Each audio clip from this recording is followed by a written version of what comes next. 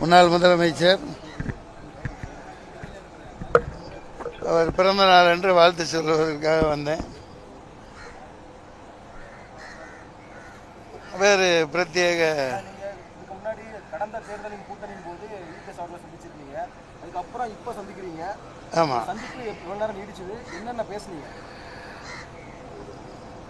கடந்த தேர்தலில் சந்தித்தோம்.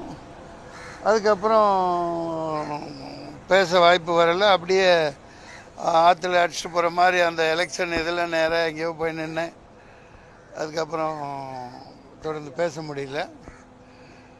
அதுக்கப்புறம் சரி, இப்போ ஒரு வருகிற அரசியல் ஒரு புரட்சி தமிழ்நாட்டில் இருக்குது, அது விஷயமாக கொஞ்சம் பேசணும். பாஜக தலைவர் விஜய் அதிமுக கூட்டணிக்கு வரணும்னு இந்த கூட்டணி இருக்கவங்க நிறைய பேர் ஆசைப்படுறாங்க. ஒரு நடிகரா ஒரு நட்பு ரீதியாக நீங்கள் என்ன சொல்ல விரும்புறீங்க? இல்லை, அவருக்கு வாழ்த்துக்கள். அவங்க மக்களோட மக்களாக இணைஞ்சு தம்பி முதல்ல நான் தான் பாராட்டியிருந்தேன், இந்த ஒன்லி ஒன் ஆல்டர்னேட்டிவ் நாளைய தீர்ப்பு அப்படின்ட்டு. அப்புறம் தான் அவர் தரையில் இறங்கி மக்களோட மக்களாக போராடணும், எல்லாத்துக்கும் அந்த மாதிரி இருக்கணும்.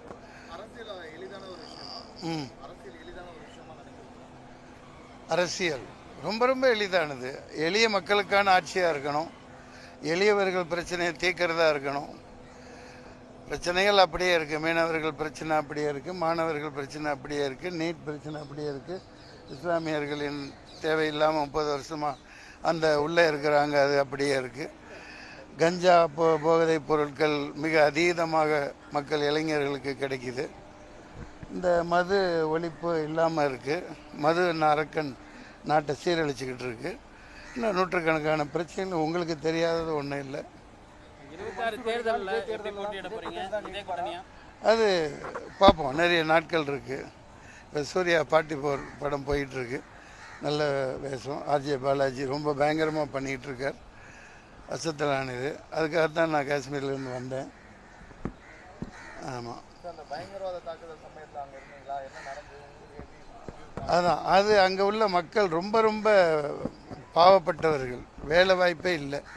டூரிஸ்ட்டுகளை நம்பித்தான், அந்த சுற்றுலா வர்றவங்களை நம்பித்தான் என்டையர் காஷ்மீரே இருக்குது. முழுக்க முழுக்க இராணுவமயமாக்கப்பட்ட அந்த காஷ்மீரில் வெளியிலேருந்து யாரும் வரலன்னு தான் அந்த உள்ளூர்வாசிகள் சொல்கிறாங்க. அவங்களோட ஒரு நேரம் 2 நேர சாப்பாடு கேள்விக்குறி. இப்போ இந்த பிரச்சனைனால ரொம்பவும் மோசமாக பாதிக்கப்பட்டிருக்காங்க. அதுக்கு அரசாங்கம் உரிய நடவடிக்கை எடுக்கணும். மேலும் மேலும் அவர்களே பாதிக்கப்பட்டு